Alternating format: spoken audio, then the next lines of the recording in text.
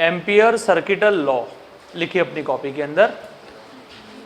Questions कल हम लोगों ने फिनिश कर लिए थे बच्चों, और इसके बाद हमारा जो नया टॉपिक है इसका नाम है एम्पियर सर्किट। लिख लो तुम लोग भी, एम्पियर सर्किटल लॉ। तुम्हारा भी आज यही टॉपिक स्टार्ट होगा, लेकिन इससे पहले एक छोटा सा टॉपिक है जो हमें पढ़ाना है, ठीक है।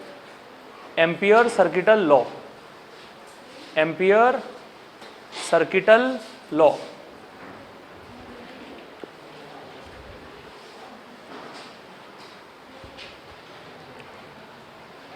देखो, जैसे आप गॉस थ्योरम पढ़ते हो ना बच्चों, इलेक्ट्रोस्टैटिक्स में गॉस थ्योरम पढ़ते हो, बस वैसे ही आप ये समझ लो कि मैग्नेटिज्म के अंदर हमारा ये टॉपिक है जिसका नाम है एम्पियर सर्किटल लॉ। हमने बायो शेवर्ट लॉ का यूज़ करके भी मैग्नेटिक फील्ड निकाला, हमने एम्पियर सर्किटल लॉ का भी यूज़ करके निकाला। हालांकि अब इसका कोई खास मतलब नहीं है। जब से पेपर का पैटर्न ऑब्जेक्टिव आया है ना, तो दो मेथड पढ़ने का मतलब नहीं है। सिर्फ पढ़ा रहा हूँ मैं आप लोगों को, क्योंकि मैग्नेटिक फील्ड निकालना है। दो मेथड हो, एक मेथड हो, काम तो बनना ही है हम लोगों का। एक मेथड निकालेंगे उससे भी वही निकलेगा, दूसरे मेथड से निकालेंगे उससे भी वही निकलेगा। आपको सिर्फ मैग्नेटिक फील्ड निकालना आना चाहिए, ठीक है। अब एम्पियर सर्किटल लॉ कहता क्या है, आप जरा गौर से समझिएगा। मान लीजिए कि हमारे पास में कोई मेटेलिक वायर है, हम इसमें करंट पास करा रहे हैं आई। बताओ करंट को पास कराने से क्या होगा, कहाँ बनेगा magnetic field? Around the wire, wire के चारों तरफ मैग्नेटिक फील्ड बनेगा। बनेगा ना वायर के चारों तरफ मैग्नेटिक फील्ड। हमने क्या किया, वायर से आर डिस्टेंस पर यहाँ पर एक पॉइंट हम लोगों ने ले लिया बेटा। वायर से आर डिस्टेंस पर हमने एक पॉइंट ले लिया। अब याद करो, जैसे इलेक्ट्रोस्टैटिक्स में जब हम गॉस थ्योरम पढ़ते थे, तो गॉस थ्योरम को अप्लाई करने के लिए पहले हम चार्ज के चारों तरफ एक गॉसियन सरफेस इमेजिन करते थे ना। बस यहाँ हमें एक एम्पियर लूप इमेजिन करना पड़ेगा। अब वो एम्पियर लूप कैसा होगा जरा आप समझिएगा। आप एक काम करोगे बेटा, स्मॉल आर को रेडियस मानकर ना, देखो जैसे कि मान लो ये वायर है, ठीक है, और ये स्मॉल आर है आपके पास में। आप स्मॉल आर को रेडियस मानकर इसके चारों तरफ ऐसे एक लूप कंसीडर कर दोगे, ऐसे एक लूप मान लोगे। बात समझ में आ रही है? ऐसे एक लूप मान लोगे। 3D सरफेस नहीं मानना है आपको, सिर्फ लूप मानना है अराउंड द वायर, वायर के चारों तरफ। तो आप एक काम करेंगे, आर को रेडियस मानकर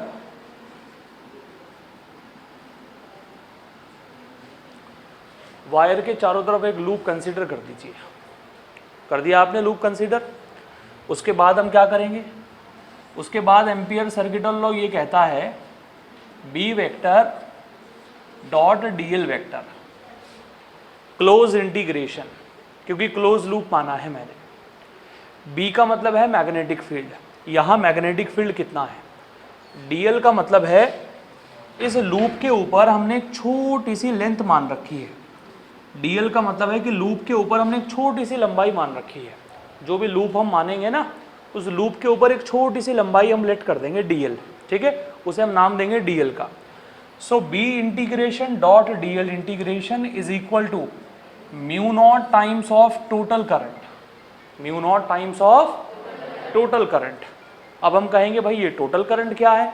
टोटल करंट का मतलब यह है कि लूप के अंदर से जो करंट पास हो रही है। अब मुझे ये बताओ कि लूप के अंदर कितने वायर हैं, आप डायग्राम देखकर बताओ लूप के अंदर कितने वायर है। एक ही है, ये लूप है, ये लूप है इसके चारों तरफ, और लूप के बीच में क्या है, एक वायर है।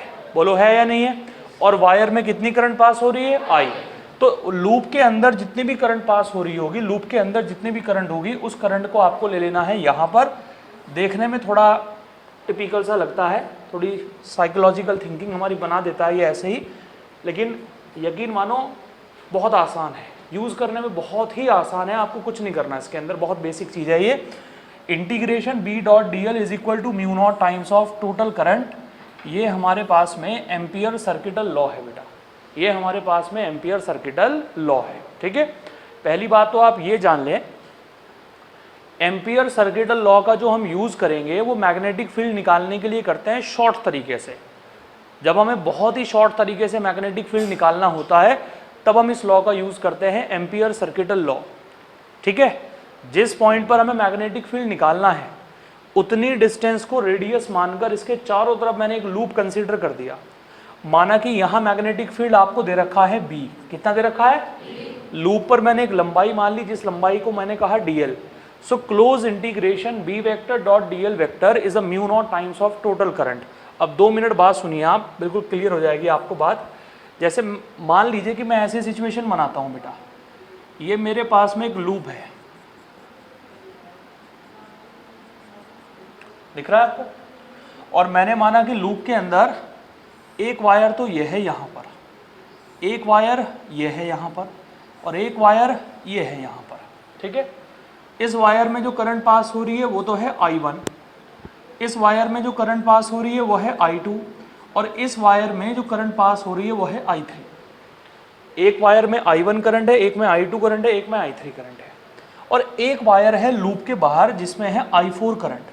तो पहले तो आप ये समझ लें कि जो वायर लूप के बाहर है उससे आपको कोई मतलब नहीं है, कोई मतलब नहीं है उससे बिल्कुल, ठीक है। हमें सिर्फ वही करंट लेनी है जो लूप के अंदर मौजूद है।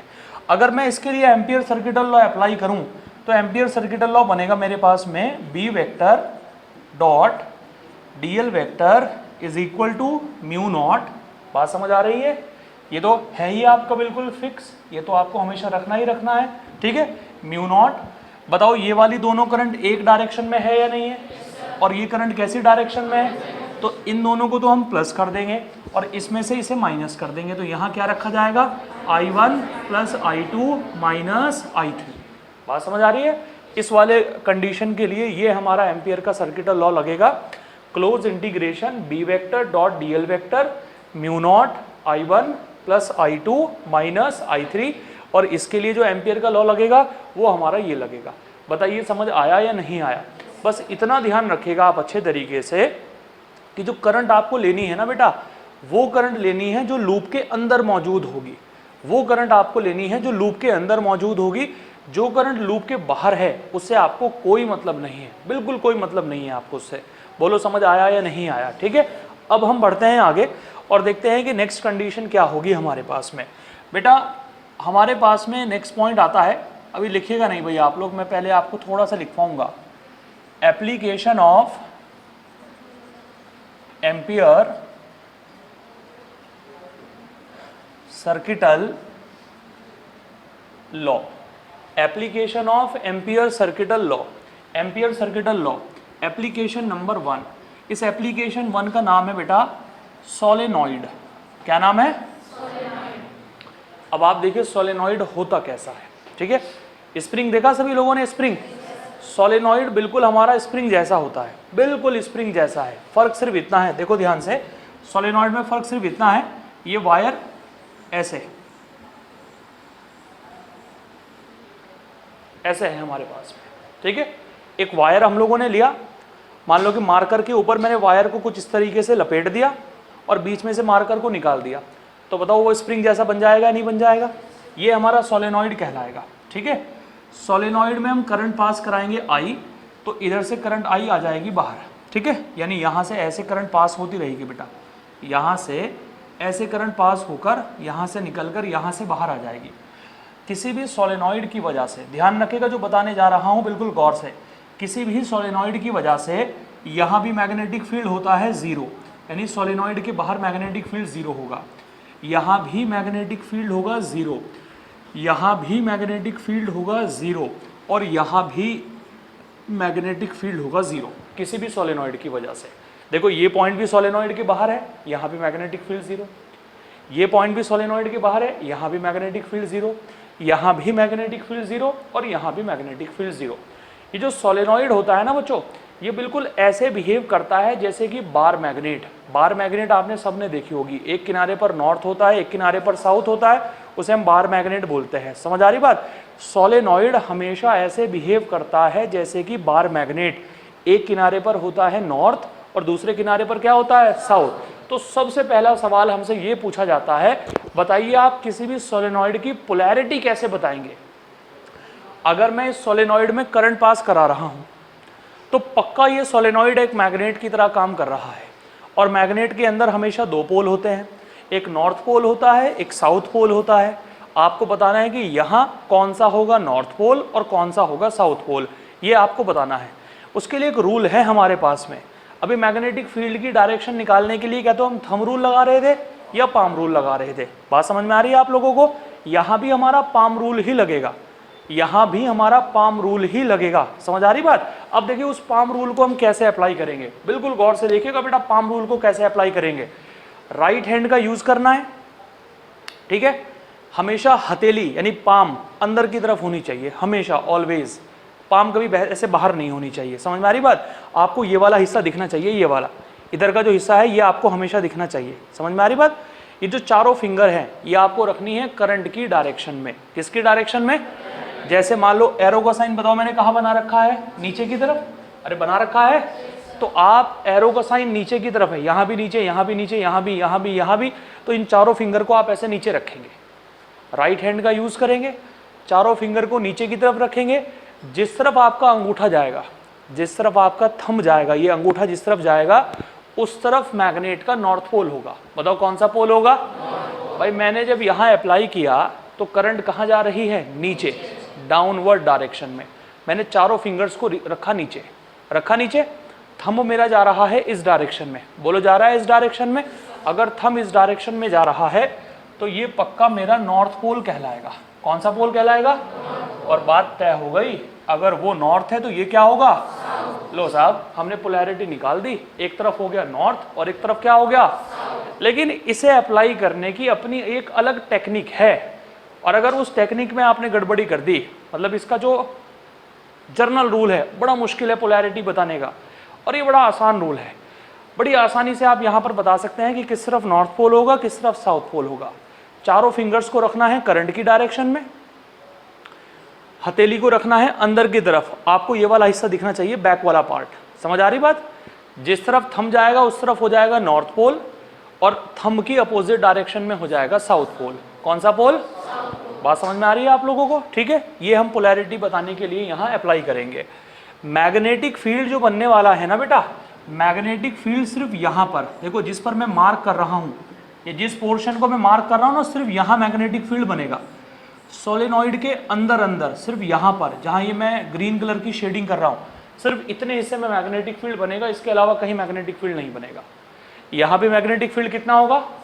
यहाँ, यहाँ, यहाँ, सिर्फ अंदर अंदर मैग्नेटिक फील्ड बनेगा। समझ में आ रही बात? पोलैरिटी निकालने का तरीका सीख गए? अरे बताइए। बिल्कुल सीख गए पोलैरिटी निकालने का तरीका। ठीक है, देखो अब आप पॉइंट नंबर सेकंड क्या है बेटा हमारे पास में, बातें नहीं करनी है, ध्यान से सुनिएगा। यह है हमारे पास में सोलेनॉइड। ठीक है, मान लीजिए करंट पास हो रही है इस बार ऊपर की तरफ, ऐसे करंट ऐसे पास हो रही है। आपको बताना है कि किस तरफ होगा नॉर्थ पोल, किस तरफ होगा साउथ पोल। आस्था बताओ यहाँ कितना मैग्नेटिक फील्ड होगा? 0। यहाँ कितना होगा? यहाँ कितना होगा? और यहाँ भी कितना होगा? बोलो, समझ में आ गई बात आप लोगों को? ठीक है, माना कि इस सोलेनॉइड के अंदर जो नंबर ऑफ टर्न है, नंबर ऑफ टर्न वो आपको दे रखे हैं कैपिटल N। सोलेनॉइड के अंदर इतने नंबर ऑफ टर्न है। ठीक है, और सोलेनॉइड की जो लंबाई आपको दे रखी है, सोलेनॉइड की जो लंबाई दे रखी है वो दे रखी है L। तो अब सोलेनॉइड में एक टर्म यूज में किया जाता है जिसका नाम है स्मॉल n। आपको याद होगा करंट इलेक्ट्रिसिटी में हम स्मॉल n दिखाते थे फ्री इलेक्ट्रॉन डेंसिटी। यहाँ स्मॉल n से हम दिखाएंगे number of turn in per unit length, number of turn in per unit length. जो टोटल टर्न है यानी कितनी बार वायर को घुमा रखा है, कितने लूप आपने दे रखे हैं, वो तो कैपिटल N है। एक छोटी सी लंबाई में कितने लूप आपने दे रखे हैं, वो स्मॉल n है। स्मॉल n का मतलब है number of turn in per unit length. Small n is equal to capital N upon capital L। बताइए बात समझ आ रही है क्या आप लोगों को? ये स्मॉल n की वैल्यू है capital N upon capital L। अरे बताइए। ओके, अब डायरेक्शन हम कैसे निकालेंगे? पोलैरिटी हम किस तरफ निकालेंगे? किस तरफ होगा नॉर्थ पोल, किस तरफ होगा साउथ पोल? ठीक है, राइट हैंड का यूज करेंगे। अच्छा, ये वाला हिस्सा आपको हमेशा दिखना चाहिए, पाम अंदर की तरफ होनी चाहिए। ठीक है, करंट कहाँ जा रही है बेटा? ऊपर। चारों उंगलियों को रखा ऊपर। अरे रखा। बताइए थंब किस डायरेक्शन में जा रहा है? इस डायरेक्शन में जा रहा है बेटा, इस डायरेक्शन में। थंब अगर इस डायरेक्शन में जा रहा है तो ये क्या कहलाएगा, और ये क्या कहलाएगा? जल्दी बताइए, समझ आया नहीं आया? अच्छा, मैं इस सोलेनॉइड को, ये जो सोलेनॉइड मैंने आपके सामने बना रखी है ना, बेटा इस सोलेनॉइड को मैं मानकर चल रहा हूं लॉन्ग सोलेनॉइड। क्या मानकर चल रहा हूं? जैसे अभी पढ़कर आए आप, जिसे मैं बोलता था लॉन्ग स्ट्रेट वायर, आप झट से समझ जाते थे कि सर लॉन्ग स्ट्रेट वायर का मतलब है एक किनारा इनफाइनाइट तक, दूसरे किनारा भी इनफाइनाइट तक। अब अगर मैं कहूंगा लॉन्ग सोलेनॉइड, आप ऐसे ही झट से समझ जाएंगे सर लॉन्ग सोलेनॉइड का मतलब यह है कि सोलेनॉइड की लंबाई बहुत ज्यादा है, ये किनारा भी इनफाइनाइट तक है और ये किनारा भी इनफाइनाइट तक है। बताइए बात समझ में आ रही है आप लोगों को? लॉन्ग सोलेनॉइड की वजह से जो मैग्नेटिक फील्ड बनता है बेटा, वो सिर्फ यहाँ बनता है, कोर में, सिर्फ इस वाली जगह मैग्नेटिक फील्ड बनता है, सिर्फ यहाँ मैग्नेटिक फील्ड बनता है। अरे समझ रहे हो?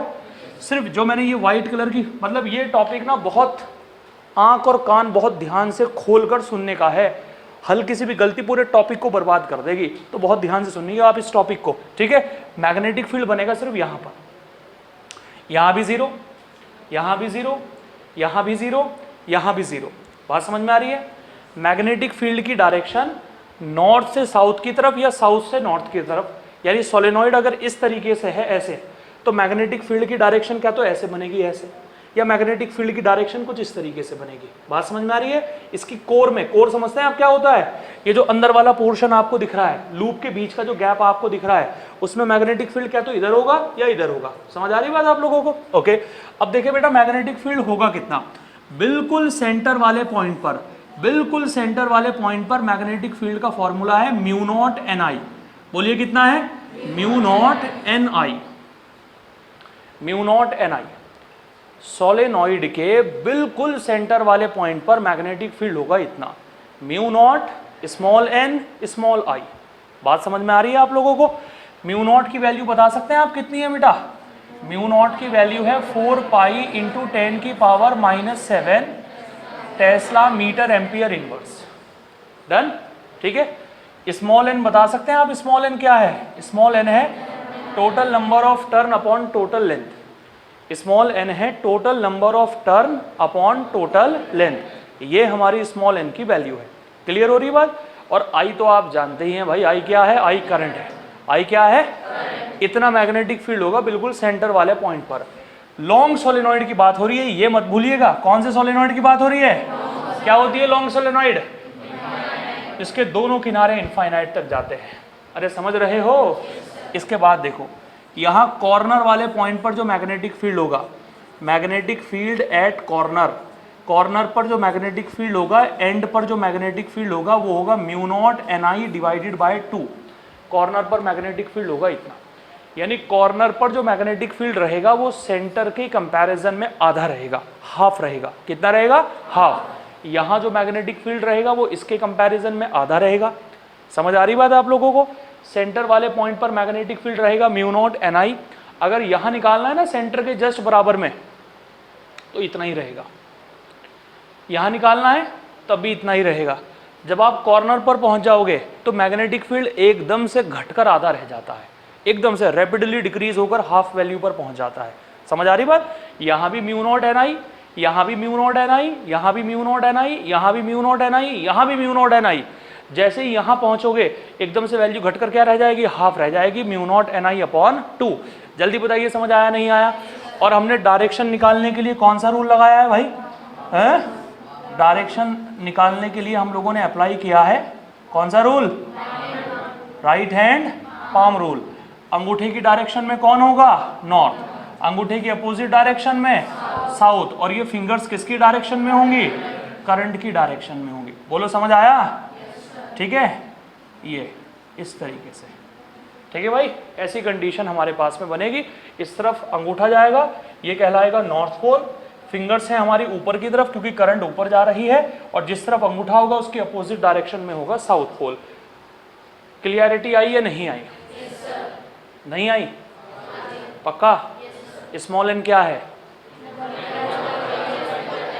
टोटल नंबर ऑफ टर्न को टोटल लेंथ से डिवाइड कर देंगे, स्मॉल एन निकल जाएगा। म्यू नॉट क्या है? कांस्टेंट, जिसकी वैल्यू है 4 पाई इंटू 10 की पावर -7। तुम्हें ये भी पता है म्यू नॉट कहाँ यूज में लाया जाता है? पता है किसी को? म्यू नॉट कहाँ यूज में लाते हैं? जहाँ एयर होती है, जहाँ कुछ नहीं होता है, जहाँ खाली जगह होती है, वहाँ म्यू नॉट इस्तेमाल में लाते हैं। जैसे मान लो इस सोलेनॉइड के अंदर ये जो लूप के बीच में खाली जगह दिख रही है आपको, अरे दिख रही है भाई, ये जो लूप के बीच में खाली जगह है, अगर यहाँ पर मैं किसी रॉड को घुसा दूँ, किसी रॉड को इंसर्ट करा दूँ, तो फिर यहाँ म्यू नॉट इस्तेमाल में नहीं लाया जाएगा फॉर्मूले के अंदर। मैं आपको बताता हूँ फिर क्या इस्तेमाल में लाया जाएगा, गौर करिएगा जरा। बेटा ये है हमारे पास में लॉन्ग सोलेनॉइड। लॉन्ग सोलेनॉइड तो समझते होंगे सभी लोग, ये लॉन्ग सोलेनॉइड है हमारे पास में। बता दीजिए कॉर्नर पर मैग्नेटिक, कम से कम 10 बार रिपीट करके देखिएगा। कॉर्नर पर मैग्नेटिक फील्ड है म्यू नॉट NI/2।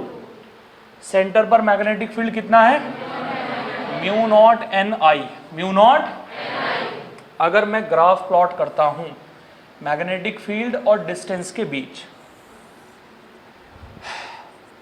ये कॉर्नर हो गया बिल्कुल, अरे हो गया भाई, ये भी कॉर्नर हो गया बिल्कुल, ठीक है। देखो ग्राफ कैसा मिलने वाला है, जरा गौर करिएगा। बताओ इतनी डिस्टेंस तक मैग्नेटिक फील्ड बिल्कुल कांस्टेंट है या नहीं है? बिल्कुल कांस्टेंट है। जैसे ही किनारे के नज़दीक पहुंचने वाला है, एकदम से मैग्नेटिक फील्ड घटकर आधा रह जाएगा। समझ आ रही बात? और यहाँ ऐसे ही घटकर कैसा रह जाएगा? आधा रह जाएगा। ये हमारा सोलेनॉइड के लिए मैग्नेटिक फील्ड और डिस्टेंस के बीच में ना ग्राफ बनने वाला है बेटा, ठीक है। सेंटर वाले पॉइंट पर इतना, ठीक है, बोलो। सेंटर वाले पॉइंट पर जो हमारा मैग्नेटिक फील्ड हो गया वो B हो गया, हो गया। यहाँ बताओ कितना मैग्नेटिक फील्ड हो गया? यहाँ भी B हो गया। यहाँ बताओ कितना हो गया? यहाँ भी B हो गया। यहाँ कितना हो गया? यहाँ भी B हो गया। यहाँ कितना हो गया? यहाँ भी B हो गया। जैसे ही कॉर्नर पर पहुंचे मैग्नेटिक फील्ड कितना रह गया? जैसे ही कॉर्नर पहुंचे कितना हो गया? और भाई कॉर्नर से बाहर निकले, कॉर्नर से बाहर निकले, जल्दी बताओ बुद्धि में बात घुसी या नहीं घुसी? ये हो गया मैग्नेटिक फील्ड और डिस्टेंस के बीच में ग्राफ फॉर सोलेनॉइड, सोलेनॉइड के लिए। क्लियर? ठीक है। देखो आगे नेक्स्ट कंडीशन क्या है बेटा हमारे पास में? लॉन्ग सोलेनॉइड हमें दे रखी है,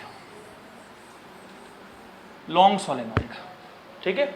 लॉन्ग सोलेनॉइड आप समझते हैं, बार बार बताने की जरूरत नहीं है। अब लॉन्ग सोलेनॉइड क्या होती है?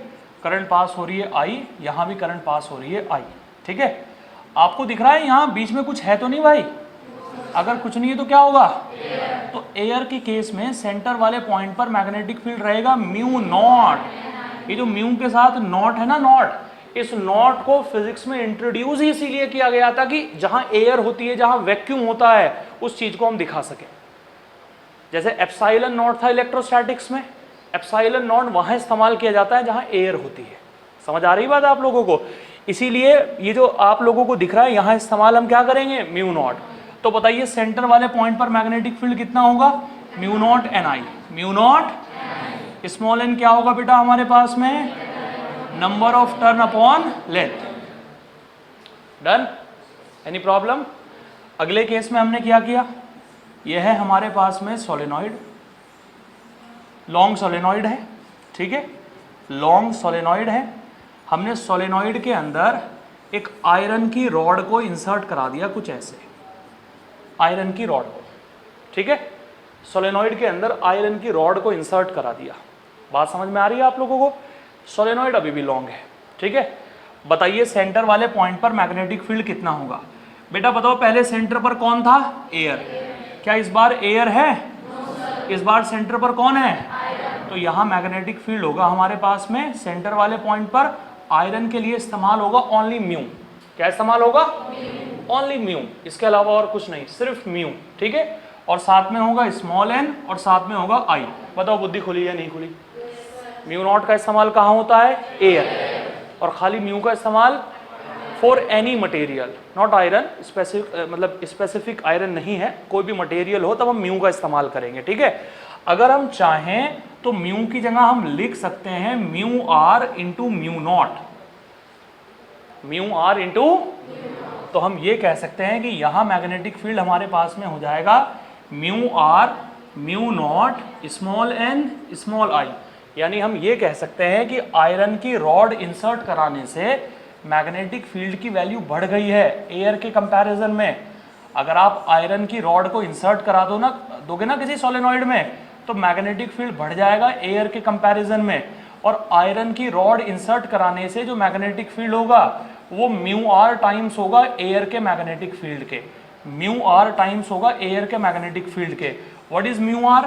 बेटा म्यू आर का नाम है रिलेटिव परमेबिलिटी। जैसे आपने डाइलेक्ट्रिक कांस्टेंट पढ़ा था, बस उसी का दूसरा भाई है जिसका नाम है म्यू आर। वहां इलेक्ट्रोस्टैटिक्स में डाइलेक्ट्रिक कांस्टेंट था, यहाँ इसका नाम है म्यू आर। क्या नाम है? और इसका नाम है रिलेटिव परमेबिलिटी। Relative permeability. और म्यू आर की वैल्यू रहती है constant for different material, for different material. यानी म्यू आर की वैल्यू, जैसे लोहे के लिए म्यू आर की वैल्यू 5000 होती है, 5000। निकल के लिए 6000 होती है, कोबाल्ट के लिए कुछ और होती है।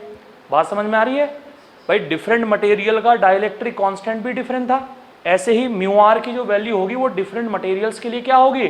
डिफरेंट होगी। अब बताइए आप लोगों ने अब तक इतनी सारी चीजें जो मैंने आप लोगों को बताई हैं उनसे आप लोगों ने क्या क्या सीखा? एक तो हम लोगों ने सोलेनॉइड पढ़ लिया, और हमने ये पढ़ लिया कि सोलेनॉइड एक आर्टिफिशियल और टेम्परेरी बार मैग्नेट है। जब तक उसमें करंट पास होगी तब तक वो मैग्नेट की तरह बिहेव करेगी, अदरवाइज मैग्नेट की तरह बिहेव करना बंद कर देगी।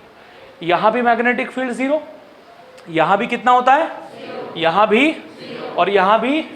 सेंटर पर होता है B और कॉर्नर पर होता है B/2। समझ में आ रही बात आप लोगों को? सेंटर पर मैग्नेटिक फील्ड होता है B और कॉर्नर पर होता है उसका आधा, यानी उसका हाफ। बोलिए समझ में आ गई बात आप लोगों को? अच्छा, सेंटर पर मैग्नेटिक फील्ड कितना है?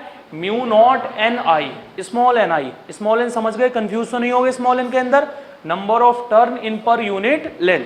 क्लियर हो गई बात? ये म्यू नॉट वर्ड का इस्तेमाल कहां करते हैं? जहां क्या होता है? जहां एयर नहीं होगी वहां क्या मैग्नेटिक फील्ड होगा? Mu r, mu naught, small n I। और जो मटेरियल वहां होगा उसके लिए म्यू आर की वैल्यू आपको गिवन दी जाएगी। यानी मटेरियल को इंसर्ट कराने से मैग्नेटिक फील्ड बढ़ जाता है इंस्टेड ऑफ एयर। बात समझ में आ रही है? एयर के कंपैरिजन में मैग्नेटिक फील्ड बढ़ जाएगा। मैग्नेटिक आयरन की रॉड इंसर्ट कराई, मैग्नेटिक फील्ड बढ़ गया। एयर के कंपैरिजन से क्या हो गया? ज्यादा हो गया। और दोनों के बीच में डिफरेंस है ये। अब बताओ इसकी पोलैरिटी किस तरीके से होगी? किधर होगा नॉर्थ पोल, किधर होगा साउथ पोल? ये समझ में आ गया अच्छे तरीके से? कौन सा रूल अप्लाई करोगे? Right hand palm rule. समझ आ रही बात? फिंगर्स किस डायरेक्शन में होंगी? करंट की डायरेक्शन में। बात समझ में आ रही है? और थंब किस डायरेक्शन में होगा?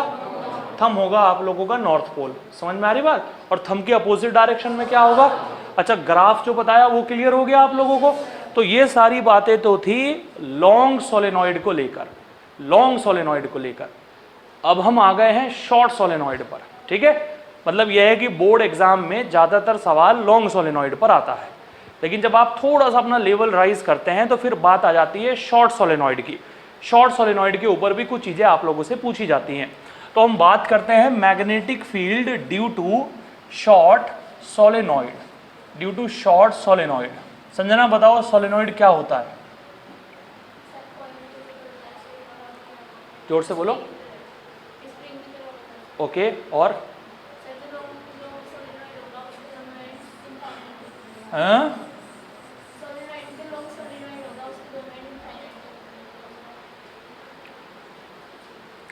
यह है हमारे पास में शॉर्ट सोलेनॉइड। ठीक है? मैग्नेटिक फील्ड कहीं भी पूछ सकता है वो आप लोगों से। शॉर्ट सोलेनॉइड में कहीं भी मैग्नेटिक फील्ड पूछ सकता है। ऐसा कुछ नहीं है कि वो आपसे सेंटर पर, किनारे पर या कहीं भी आपसे पूछे, कहीं भी पूछा जा सकता है। मैंने माना कि करंट कितनी पास हो रही है? I। ओके? जो टोटल नंबर ऑफ टर्न आपको दे रखे हैं, total number of turn, number of turn वो आपको दिए गए हैं capital N। Total number of turn आपको दिए गए हैं कैपिटल N। बात समझ में आ रही है आप लोगों को? अरे बताइए। ओके, हमें मैग्नेटिक फील्ड निकालना है यहाँ सेंटर पर। इस सेंटर पर हमें मैग्नेटिक फील्ड निकालना है। तो आपको एक काम करना पड़ेगा बेटा, सोलेनॉइड के एक कॉर्नर को इस पॉइंट से ज्वाइन कराना पड़ेगा, फिर सोलेनॉइड के दूसरे कॉर्नर को इस पॉइंट से ज्वाइन कराना पड़ेगा। इस पॉइंट का नाम है P, जिस पर मैं मैग्नेटिक फील्ड निकालने जा रहा हूं। इस पॉइंट P को सोलेनॉइड के एक कॉर्नर से ज्वाइन कराया, फिर दूसरे कॉर्नर से ज्वाइन कराया। जल्दी बताओ समझ आया नहीं आया? बोलो। ओके, ये एंगल हो गया हमारे पास में अल्फा। कितना हो गया? ओके, और ये एंगल हो गया हमारे पास में बीटा। कितना हो गया? बात समझ में आ रही है? ठीक है? तब इस P वाले पॉइंट पर जो मैग्नेटिक फील्ड होगा बच्चों, P वाले पॉइंट पर जो मैग्नेटिक फील्ड होगा उसे निकालने का फॉर्मूला है mu naught NI upon 2 bracket start cos alpha plus cos beta. लो साहब, ये है फॉर्मूला हमारे पास में किसी भी शॉर्ट सोलेनॉइड की वजह से, ड्यू टू शॉर्ट सोलेनॉइड की वजह से मैग्नेटिक फील्ड निकालने का तरीका। इतना मैग्नेटिक फील्ड होगा हमारे पास में ड्यू टू शॉर्ट सोलेनॉइड। जल्दी बताइए समझ आया या नहीं आया? ठीक है, म्यू नॉट NI अपॉन 2 और ब्रैकेट में क्या है हमारे पास में कॉस एल्फा, और यहाँ क्या है, बाकी सारी कंडीशन वही है। बाकी सारी कंडीशन का मतलब ये है वो डायरेक्शन निकालने का तरीका बिल्कुल आपका वही है, किस तरफ नॉर्थ पोल होगा, किस तरफ साउथ पोल होगा, ग्राफ आपका बिल्कुल वैसे ही बनेगा, बस फॉर्मूला बदल गया शॉर्ट सोलेनॉइड की वजह से। ठीक है, अब समय आ गया है सवाल बताने का। तो पहले आप सोलेनॉइड की पूरी कहानी को अपनी कॉपी में नोट कर लें, फिर हम क्वेश्चन से स्टार्ट करेंगे इसके ऊपर। ठीक है,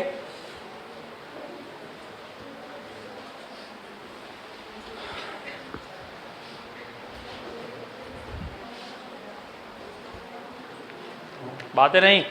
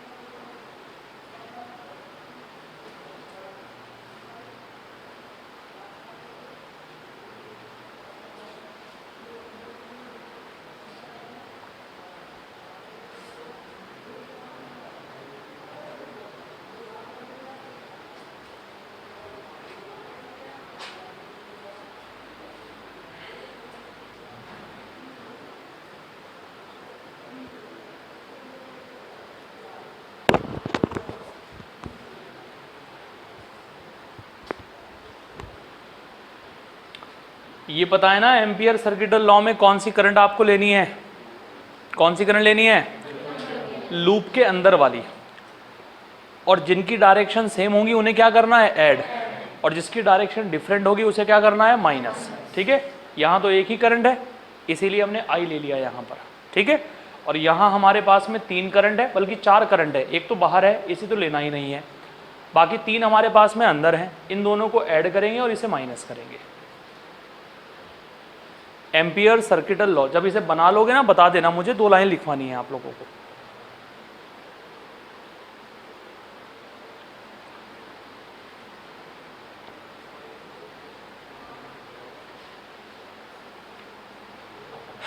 बना लिया? लिखिए, according two ampere circuital law, according two ampere circuital law the close integration of, according to Ampere circuital law the close integration of B dot dl B dot dl B dot dl B dot dl is a mu naught times of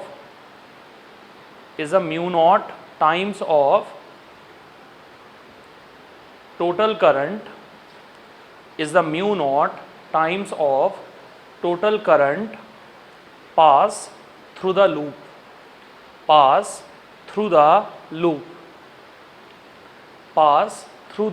loop। ठीक है, ये बना लिया आप सभी लोगों ने?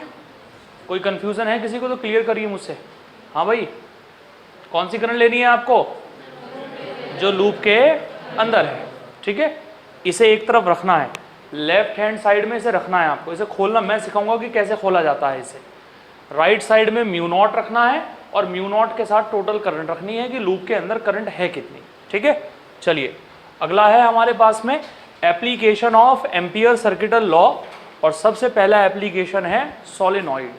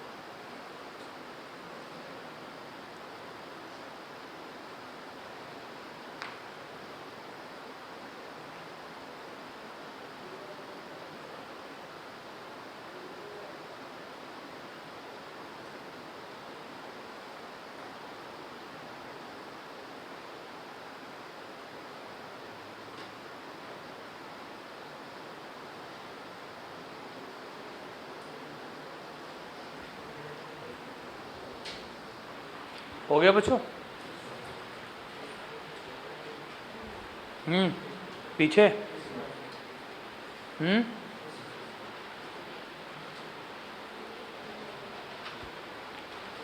पहले लॉन्ग सोलेनॉइड का मीनिंग लिख लेना। लॉन्ग सोलेनॉइड का मतलब क्या है? क्या है लॉन्ग सोलेनॉइड का मतलब बच्चों? ये किनारा भी कहां तक जा रहा है और ये किनारा। अब इनफाइनाइट तक जाने का मतलब ये नहीं कि सच में इनफाइनाइट तक ही जाएगा, यानी लंबाई ज्यादा होगी बस, ठीक है ना। इनफाइनाइट तक जाने का मतलब ये होता है कि सोलेनॉइड की लंबाई ज्यादा होगी, लेंथ ज्यादा होगी उसकी।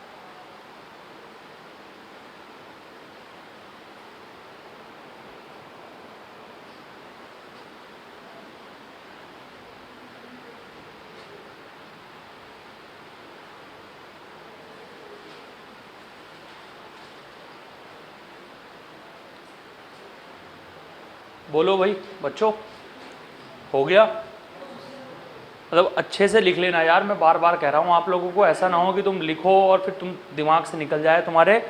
अच्छे से लिख लेना, जहाँ परेशानी हो मुझसे पूछ लेना वहाँ पर, ठीक है?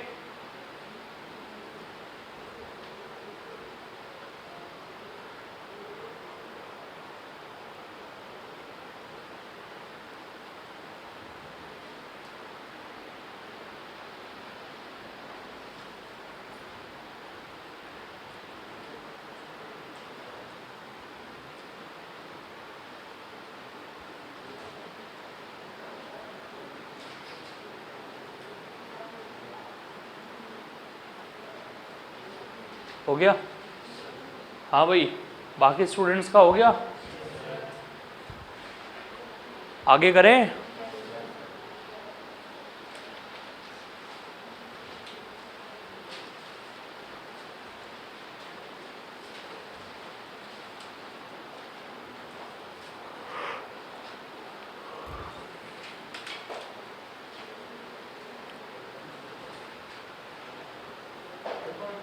बेटा क्या?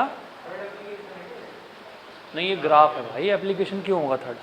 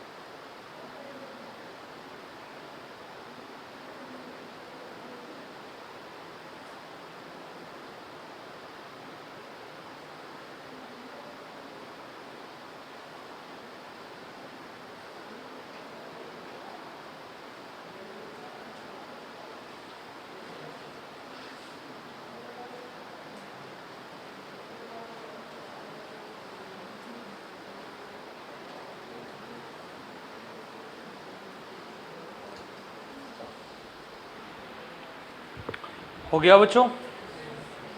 कोई समस्या यहाँ पर? कौन से केस में मैग्नेटिक फील्ड ज़्यादा होगा? जहाँ सोलेनॉइड के अंदर एयर होगी या मेटल होगी? मेटल के केस में मैग्नेटिक फील्ड बढ़ जाएगा। ठीक है, चलिए लास्ट कंडीशन नोट करिए।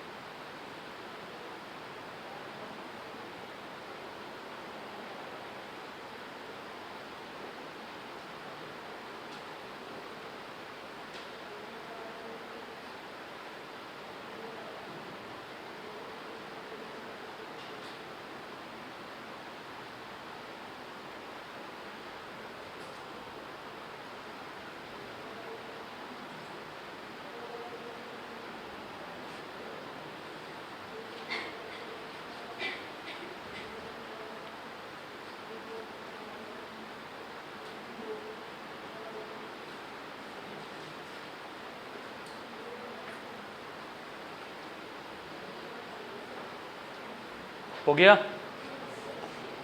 देखो आगे प्रॉब्लम नंबर 1, बात सुनिए बेटा। प्रॉब्लम नंबर 1,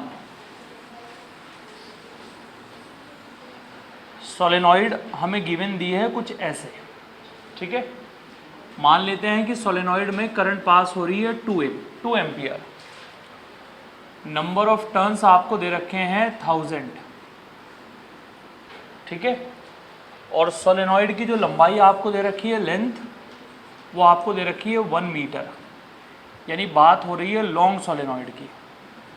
लॉन्ग सोलेनॉइड की बात हो रही है, लॉन्ग सोलेनॉइड की। समझ आ रही बात? ठीक है, आपको बताना है कि सेंटर पर कितना मैग्नेटिक फील्ड होगा, कॉर्नर पर कितना मैग्नेटिक फील्ड होगा। यहाँ सेंटर पर पहले ये बता दो कि सोलेनॉइड के अंदर क्या है बेटा? तो यहाँ इस पॉइंट पर मैग्नेटिक फील्ड होगा हमारे पास में μ0 Ni। डन। अब आप देखो, μ0 को हम लिख सकते हैं 4 pi into 10⁻⁻⁷। Okay, small n को हम लिख सकते हैं, टोटल नंबर ऑफ टर्न बताओ कितने हैं? 1000। और लेंथ कितनी है? 1। और करंट की वैल्यू कितनी है? 2। ठीक है, मतलब डायरेक्ट फॉर्मूला बेस्ड क्वेश्चन है बिल्कुल। अब बताइए क्या आंसर बनेगा आपके पास में? 8 पाई इंटू 10⁻⁻4 टेस्ला। इतना मैग्नेटिक फील्ड तो होगा सोलेनॉइड के सेंटर पर। सोलेनॉइड के सेंटर पर इतना मैग्नेटिक फील्ड होगा। अच्छा, सोलेनॉइड के कॉर्नर पर देखते हैं कितना मैग्नेटिक फील्ड होगा। इसका हाफ कर देंगे, 4 पाई इंटू 10⁻⁻7। कॉर्नर पर इतना मैग्नेटिक फील्ड होगा टेस्ला में। बात समझ आ रही? माइनस। ठीक है, सेंटर पर यह है, कॉर्नर पर इतना है। आउटसाइड द सोलेनॉइड, सोलेनॉइड के बाहर, आउटसाइड द सोलेनॉइड कितना होगा बेटा? लो साहब, ये आंसर हमारा निकल कर आएगा। बोलो समझ आ गई क्या बात? बिल्कुल बेसिक क्वेश्चन है। ठीक है, नोट कर लीजिए।